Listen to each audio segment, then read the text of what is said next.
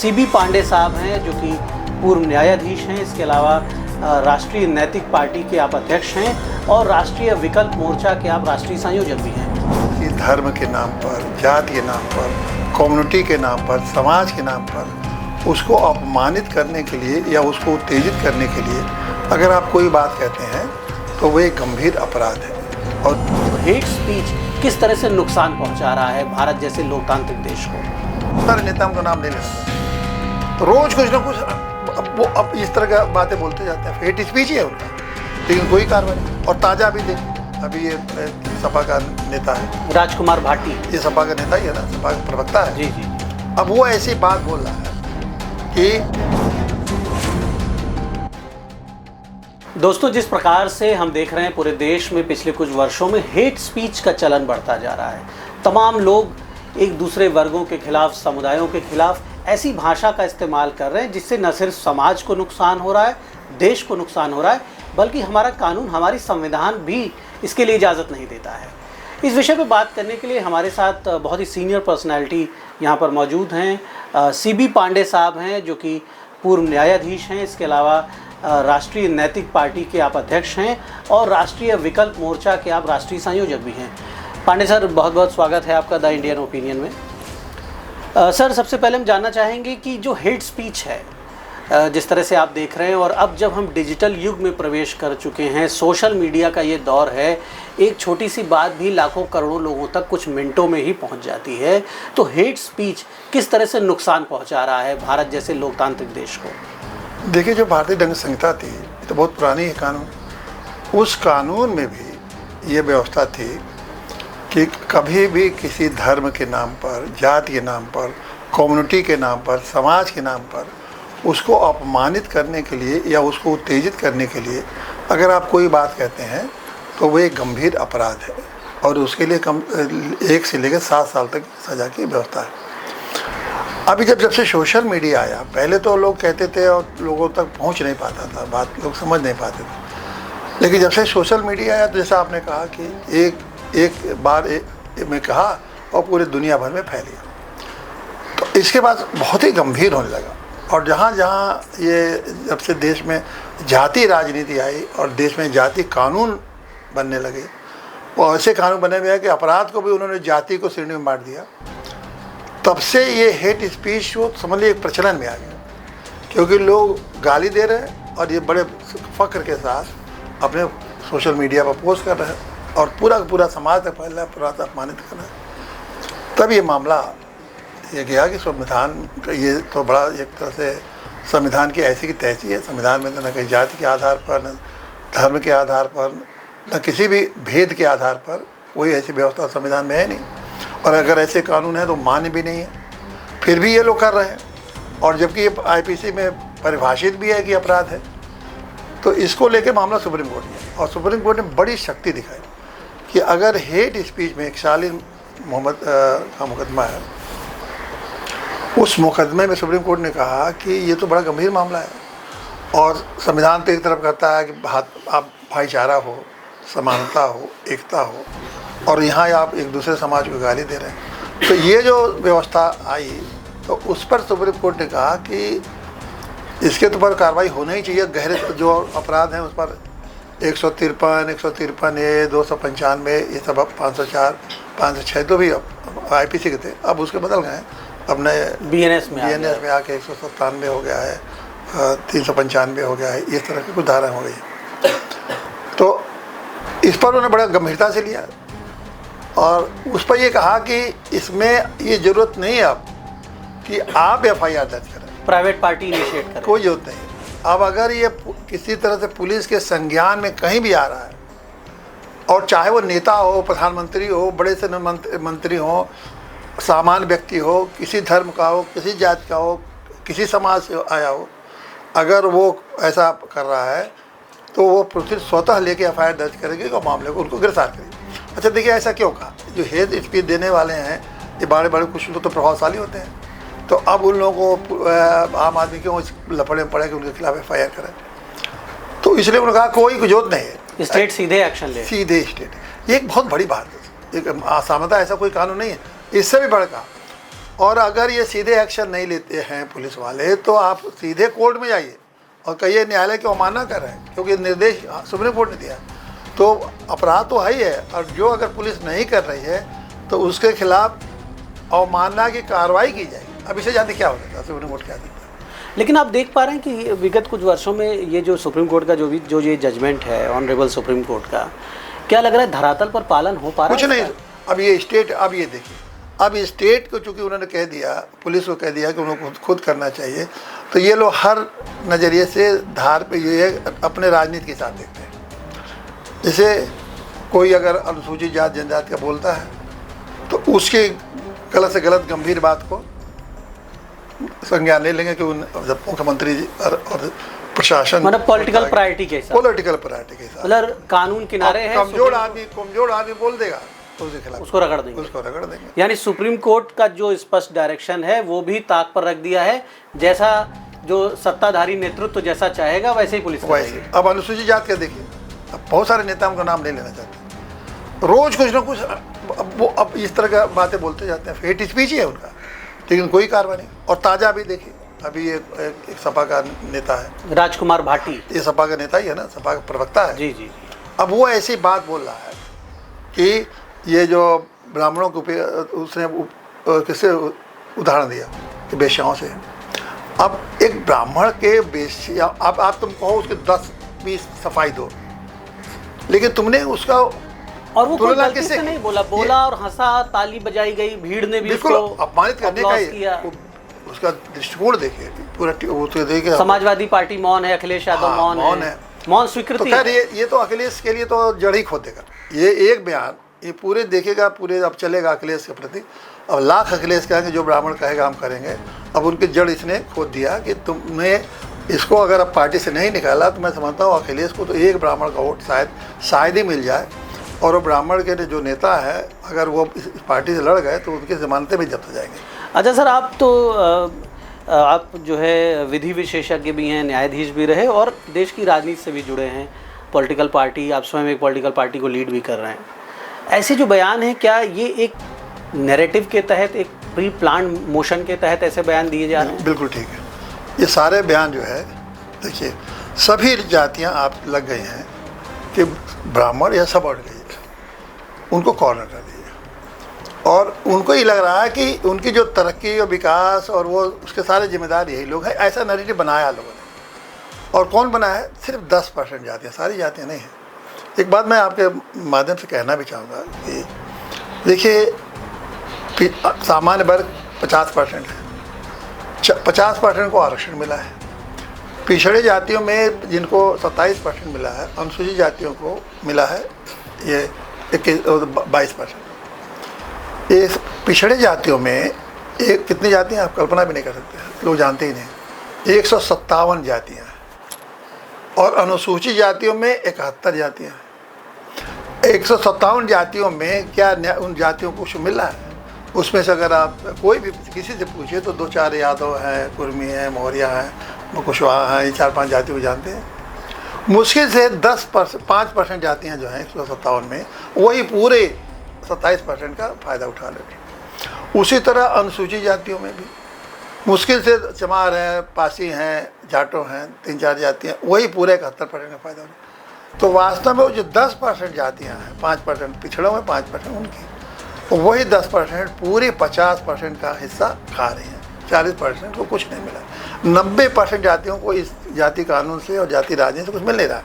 लेकिन नैरेटिव ऐसा बनाए हैं कि वो पिछड़ों की लड़ाई लड़ रहे हैं और दलितों की लड़ाई लड़ रहे हैं, और यही 10% सारा ये इस तरह के हेट स्पीच और अपना मैं पिछड़ों के मैं 85% और ये तमाम बातें कह के इनको बाधा कहाँ से आ रही है? बाधा वही एक ब्राह्मण समाज है जो कि इनको इनके सारी चीज़ों का पर्दाफाश करता है, सारी इनकी गलतियों को इंगित करता है, जो इनकी बातों को मानता नहीं है, जो जानता है कि इनके कब्जे में आएगा नहीं, तो वो समाज के प्रति सोचता है, वो समाज के प्रति उत्तरदायी समझता है। आप ये नहीं देख रहे हैं कि जो ब्राह्मणों की स्थिति है, ये ऐसा नहीं लग रहा कि ब्राह्मणों पर जिस तरह से ब्राह्मणों के खिलाफ इस तरह के वैचारिक हमले बढ़ रहे हैं, इस तरह से बयानबाजी, अभी कुछ दिनों पहले एक IAS ऑफिसर संतोष वर्मा ने कहा, ब्राह्मणों की बेटियों के बारे में अभद्र टिप्पणी करी, दिल्ली में एक ब्राह्मण महिला पत्रकार के साथ इस तरह की चीज़ें हुई। तो यहूदियों वाली स्थिति ब्राह्मणों की कर दी जाए, ऐसा प्रयास क्या एक सुनियोजित रूप से हो रहा है जिसमें सैकड़ों संगठन, हज़ारों लोग इसके लिए काम कर रहे हैं और इसके लिए बहुत बड़ा फंड, सैकड़ों करोड़ रुपए का बजट इसके लिए इन्वॉल्व है कि ब्राह्मणों को इस देश में, बहुत से लोग ब्राह्मणों को विदेशी कह रहे हैं, यूरेशिया से आया हुआ कह रहे हैं, इस तरह का एक बड़ा नैरेटिव जिसमें करोड़ों अरबों रुपए खर्च हो रहा है, एक बहुत बड़ी योजना है कहीं ना कहीं ये देश को नुकसान पहुँचाने की और समाज को नुकसान पहुँचाने की। और इसमें मैं एक और जोड़ दूँ, ये सारी चीज़ें जो की जा रही हैं इस पर 100% मैं आपसे सहमत हूँ और ये की जा रही हैं, लेकिन ब्राह्मणों को क्या बताया जाए, राष्ट्रवाद, हिंदू राष्ट्र, मंदिर, इसके आड़ में सब किया जा रहा है और ये ब्राह्मण समझ नहीं पा रहे हैं। क्या 2014 के बाद बढ़ा है क्या, मोदी युग आने के बाद बढ़ा है? बस पहले मोदी ने नैरेटिव तैयार किया, हिंदू राष्ट्रवाद, सबसे बड़े राष्ट्रवाद के लिए, मंदिर के लिए, हिंदूवाद के लिए कौन लड़ रहा है? ब्राह्मण तो आया है सामने।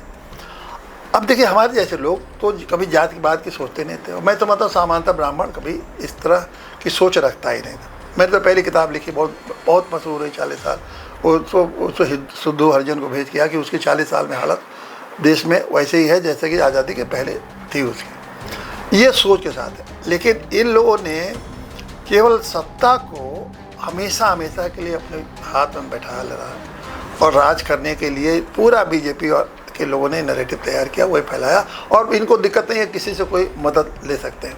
जबकि हमारे यहाँ राजतंत्र में ये कहा गया है कि अगर राजा भी ठीक नहीं है, धर्म के पालन करते हुए ना काम नहीं कर रहा तो उसको तत्काल हटा दो। तो यही तो ब्राह्मणों का सोच था ना कि अगर राजा को तो तुरंत हटाओ।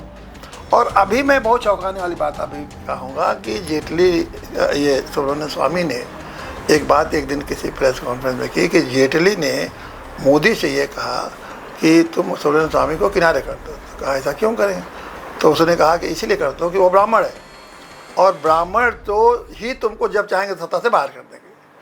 तो ये मैं भी चौंक गया कि ऐसी बात है। इसीलिए आप देखिए कि जो मोदी जी का एंटी ब्राह्मण जो गतिविधियाँ शुरू हुई और वो उसके बाद पिछड़ों के साथ झुका हुआ, वो उसका कहा हुआ बात बिल्कुल सही लग रहा है, उनका कहा हुआ बात। और ये भी देखिए मोदी ने किस तरह से किसी भी ब्राह्मण चेहरे को अपने इर्द गिर्द, जो मतलब माने रखते हो, किसी ब्राह्मण चेहरे को अपने इर्द गिर्द नहीं रखा है जो कि जिसकी कोई से हो। तो अब ब्राह्मणों को अब जब सफाया करने पर तुल गए तो फिर अब हम लोग मजबूरी हो गई कि ब्राह्मण को तो हम लोग सफाया होने नहीं देंगे, क्योंकि ब्राह्मण इसीलिए नहीं सफाया होते। ब्राह्मण ही एक ऐसा समाज, जात कहिया समाज के, जिसका योगदान इस धरती के कण-कण में है, कण-कण में है। और जो आदमी अंतरिक्ष की शांति की बात करता है, कभी जातिवादी तो हो नहीं सकता है। उस भारत की संस्कृति भी है तो ब्राह्मणों के नाते है, भारत की सभ्यता है तो ब्राह्मण को नाते है, भारत में जो नैतिकता है वो ब्राह्मणों के नाते, भारत में परिवार सिस्टम है, भाई बहन का सिस्टम है, त्यौहार है, ये सब ब्राह्मणों का व्यवहार है। कैसे समाज को जोड़ना है, कैसे समाज में नैतिक मूल्यों का स्थापना करना, वसुधैव कुटुंबकम, और संविधान में योगदान में, और संविधान में सबसे बड़ा योगदान ब्राह्मणों का है। जो भी आप चीज़ें उसमें देखते हैं मूल्य और जो सामाजिक मूल्य, डॉक्टर अम्बेडकर को भी खड़ा करने में बताया जाता है वो तो एक माले अलग बात है। लेकिन उनके गुरु पंडित कृष्ण महादेव, डॉक्टर अम्बेडकर तो बाद में आया ना, जब संविधान करीब 90% बन चुका था। तो वो जो सारे के सारे मूल्य उसमें डाले गए हैं वो तो ब्राह्मणों ही डाले थे ना। तो उस समाज को आप अपना कर रहे हैं कि हमारा वो हमारा विलियन की तरह पेश कर रहे हैं जैसे। अच्छा सर, आपने बड़ी अच्छी बात कही कि ब्राह्मणों को विलेन की तरह पेश किया जा रहा है। क्या ब्राह्मणों को विलेन की तरह पेश करने में फ़ायदा होता है नेताओं को? क्योंकि जो मैकाले के टाइम से सैकड़ों वर्षों से जो ब्राह्मणों के खिलाफ एक मैसेज दिया जा रहा है, एक नैरेटिव, अगर कोई गरीब है तो उसे बताया गया कि तुम ब्राह्मणों की वजह से गरीब हो, कोई पीछे है तो वो ब्राह्मणों की वजह से पीछे है, कोई कुछ बन नहीं पाया अपने जीवन में, कुछ मेहनत करके हासिल नहीं किया उसने, वो लापरवाह है या उसकी गलत आदतें हैं तो वो ब्राह्मणों की वजह से पीछे है, इस तरह की चीज़ें। जबकि ब्राह्मणों की भी एक बड़ी आबादी बहुत गरीबी में जी रही है। मैं कई राज्यों में गया हूँ, मैंने देखा है कि सबसे ज़्यादा ऑटो चलाने वाले ब्राह्मण, फैक्ट्रियों में मजदूरी दिल्ली नोएडा में सबसे ज़्यादा करने वाले ब्राह्मण, मुंबई में ब्राह्मण मजदूरी कर रहे हैं, गुजरात में बड़ी संख्या में ब्राह्मण फैक्ट्रियों में काम कर रहे हैं। ब्राह्मणों का एक बड़ा वर्ग ऐसा भी है जो गरीबी में जी रहा है, लेकिन वो स्वाभिमानी हैं, वो सम्मानजनक जीवन जीना चाहते हैं, भले ही कम पैसे में सर्वाइव करें। तो एक नैरेटिव जो बनाया मैकाले के टाइम पर, उसके पहले मुग़लों के बारे में कहा जाता है, उन्होंने भी डिवाइड एंड रूल खेला, मैकाले ने खेला। और अब स्वतंत्र भारत में जो वोट बैंक की पॉलिटिक्स है, वोट बैंक की पॉलिटिक्स में कोई भी नेता ब्राह्मण को गाली दे तुरंत वो हीरो बन जाता है मीडिया में। उसे तमाम अन्य लोगों का सपोर्ट मिलने लगता है। तो ब्राह्मणों को गाली देना क्या एक पॉलिटिकल सक्सेस का फॉर्मूला बना दिया गया इस देश में? बिल्कुल बना दिया गया। और देखिए, ब्राह्मणों को कैसे ख़त्म करने की कोशिश की जा रही है, और इसी नाते ख़त्म की जा रही है कि ब्राह्मण पावर है, अपने आप में वो शक्ति है। समझे आपने? सनातन का फेस है। सनातन का फेस करिए, मतलब चाहे उसके संस्कारों से, चाहे उसके शास्त्र के ज्ञान से, हमेशा पढ़ता है, बचपन से पढ़ाई शुरू कर देता है, तो नॉलेज से, तो उसको जो नॉलेज का पावर है, तो जो नॉलेज का पावर है उसको निश्चित रूप से डोमिनेट करता है। ये बात तो सही है। तो अब नॉलेज के पावर को एक वक्त युग था कि नॉलेज की महत्ता थी। तो नॉलेज का कंपटीशन आप नॉलेज से करिए। नहीं, तो वही नहीं, वो कर नहीं सकते, क्योंकि उसमें बहुत त्याग है, तपस्या है, उसमें मेहनत है। तो जब नॉलेज के पावर से नहीं कर सकते हैं उसको, तो आपने उसको शुरुआत कैसे की? पहला कानून बनाया, फिर जाति कानूनों से। नॉलेज से नहीं उसको कर रहे हैं, कंपटीशन से नहीं कर रहे हैं, उसको जाति कानून के आधार पर उससे मुकाबला कर रहे हैं। पहला तो आया भारतीय लोकतंत्र भीड़ तंत्र की ओर बढ़ गया। बिल्कुल। देखिए, अब तीन उदाहरण दिए कैसे उसको। पहला कानून आया आरक्षण, जाति के आधार पर। ST एक्ट आया, जाति कानून। UGC आया, जाति कानून। और जाति कानून का जरा माहौल मज़ा देखिए, मज़ा क्या है, मतलब हास्यास्पद देखिए। अब आप देखिए कि ST एक्ट शेड्यूल कास्ट वाले किस पर लागू करते हैं? ब्राह्मणों पर और पिछड़ों पर। ब्राह्मण में सवर्णों पर और पिछड़ों पर, मतलब यादव तो सब आ जाते हैं। मतलब आप उदाहरण के ले लीजिए कि अगड़े में ब्राह्मण, पिछड़े में यादव, ठीक, और अनुसूचित जातियों में चमार या जाटो। चमार शब्द बोलने से कोई आपत्ति नहीं, क्योंकि बहुत चमार शब्द उसमें लिखा हुआ है अनुसूचित जाति। बहुत से लोग आवाज़ उठाते हैं कि आप चमार शब्द के भाई लिखा हुआ है, सब उस व्यवस्था अनुसूचित जातियों में लिखा हुआ है सब। और अब देखिए, अब एक कानून जो है ST एक्ट है, उसमें यादव ब्राह्मण एक साथ है और चमार अलग है। चमार कानून दोनों पकड़ रखते हैं। वही दूसरे कानून UGC में यादव जो है चमारों के साथ चले गए, क्योंकि वो दोनों लोग ब्राह्मणों के साथ कर सकते हैं। अब यादव जाति देखिए, बड़ी हास्यास्पद स्थिति। अब वही मैं कानून का विडंबना है। कैसे जातियों का आधार देश कहाँ जा रहा है, किस दिशा में? अब यादव जी लोग एक जगह ब्राह्मण बन जा रहे हैं और दूसरी जगह चमार बन जा रहे हैं, उनके साथ हो जा रहे हैं, और ये कानून चल रहा है देश में। तो सिवाय इसके कि बच्चों को, छात्रों को भी आपस में लड़ाएंगे, आपस में उनमें भी नफरत फैला देंगे। मतलब स्कूलों में यादव और चमार एक रहेंगे और ब्राह्मण अलग रहेंगे। दुनिया आधुनिकता की ओर बढ़ रही है, हम अभी तो ये लोग सब राजनीति कर रहे हैं, लेकिन अब राजनीति करने जाएंगे। हम लोगों ने इसीलिए एक तरह से आंदोलन छेड़ दिया है कि ब्राह्मणों आप लड़ो, और विकल्प मोर्चा के साथ पूरी राजनीति में उत्तर प्रदेश में चुनाव होना है 27 में, और हम लोग सभी जगह से लड़ेंगे। जितनी इस तरह की विचारधारा वाली पार्टियां हैं जो जातीय राजनीति और जातीय कानून के खिलाफ हैं और नई राजनीति को स्थापित करना चाहते हैं, सब ऐसी पार्टियां मिलकर इस बार चुनाव लड़ेंगे। कोशिश मोर्चा इसलिए बनाया गया है कि राष्ट्रीय विकल्प मोर्चा, कि एक विधानसभा क्षेत्र से एक प्रत्याशी लड़े ताकि इनको हराया जाए। और हरा के जैसे उन्होंने, हम तो अगड़े पिछड़े दलित की गोलबंदी पर विश्वास करते नहीं, आरक्षण और अनारक्षण में विश्वास नहीं करते, लेकिन इस बार हम ब्राह्मणों को, सवर्णों की जरूर गोलबंदी करेंगे। बीजेपी के खिलाफ, बीजेपी नहीं, सभी पार्टियों के खिलाफ, सपा बसपा सब के खिलाफ, सब जातिवादी कानून के आधार पर ही तो चल रहे हैं सब। लेकिन तो सबको हराएंगे। आप जो प्रयास करेंगे, इसका सबसे ज़्यादा इसका टारगेट होगा सत्ताधारी दल। सत्ताधारी पहले तो उसी को हराएंगे, उसको हराएंगे, और जब इसको हराएंगे तो वो लोग खुद हार जाएंगे, क्योंकि ब्राह्मण अगर एकजुट हो गए तो कोई नहीं जीत पाएगा, तो सरकार ही नहीं बन पाएगी जल्दी, किसी की बहुमत तो आ ही नहीं सकता। अगर ब्राह्मण एकजुट हो गए, और सवर्ण, ब्राह्मण मतलब जब बोलते हैं तो सवर्ण अगर एकजुट हो गए तो उसमें सभी जातियाँ हैं, मुस्लिम जातियाँ भी हैं, जैन भी हैं, वो बौद्ध भी हैं, बहुत सारे। ये बौद्ध नहीं तो 9 बुद्ध हैं, बौद्ध जातियाँ भी हैं, वो भी सब इसमें आ जाती हैं। तो इनको तो हराना बहुत आसान हो जाएगा, और कोई नहीं जीतेगा। जब नहीं कोई जीतेगा तो फिर ब्राह्मणों का वर्चस्व होगा। अगर गोलबंदी हुई तो ब्राह्मणों का जो वर्चस्व है वो आगे आएगा। फिर इस तरह की जाति राजनीति और जाति सोच हमेशा के लिए ख़त्म हो जाएंगे। और फिर समाज में देखिए, जो समाज का मुख्य लोग भाईचारा हो, प्रेम हो, सब उस हिसाब से चलने लगेगा। देश बहुत तेज़ी से तरक्की करेगा। लेकिन ये जो जातिवादी राजनीति और जातिवादी और कानून से देश को तो गर्त में चला जाएगा। उसके सबसे बड़े जिम्मेदार ये भाजपा और मोदी ही होंगे, समझ लीजिए। जातिवादी राजनीति से देश गर्त की ओर चला जाएगा और इसके सबसे बड़े जिम्मेदार भाजपा और स्वयं नरेंद्र मोदी होंगे। ये बात निकलकर सामने आ रही है और अब सामान्य वर्गों में भी ये चर्चा है कि वो कब तक बर्दाश्त करें, कब तक उनके अधिकारों पर कुठाराघात होगा, कब तक उन्हें इस तरह से जलील किया जाएगा, अपमानित किया जाएगा, कभी क्षत्रियों को, कभी ब्राह्मणों को, कभी वैश्यों को, जो भी सामान्य वर्ग से जुड़े लोग हैं, चाहे वो मुस्लिम हों, चाहे वो किसी भी जाति धर्म के लोग हैं, उनके लिए एक विकल्प यहाँ पर सामने आ रहा है। और 27 के चुनाव के पहले उत्तर प्रदेश में इन बातों को लेकर भी चुनाव में मैदान में लोग आएंगे और बीजेपी के साथ साथ उन दलों को जो जातिवादी राजनीति करते हैं, उन दलों को बड़ा जवाब देना पड़ेगा। ऐसा एक पूरा यहाँ पर ऐसी एक पूरी तैयारी की जा रही है। और हम धन्यवाद देंगे आदरणीय पांडे साहब को, जो कि पूर्व न्यायाधीश भी हैं और राष्ट्रीय विकल्प मोर्चा और नैतिक पार्टी 2 पॉलिटिकल विंग्स के साथ जुड़े हुए हैं और मजबूती के साथ जो ब्राह्मणों के खिलाफ स्टेटमेंट्स दिए जा रहे हैं, हेट स्पीच जो हो रही है, चाहे वो किसी भी जाति धर्म के खिलाफ हो रही है, उसका आप विरोध करते हैं। द इंडियन ओपिनियन के लिए लखनऊ से दीपक मिश्रा। अगर आपको यह खास इंटरव्यू अच्छा लगा तो चैनल को सब्सक्राइब करें, वीडियो शेयर करें और अपनी राय कमेंट में ज़रूर बताएं।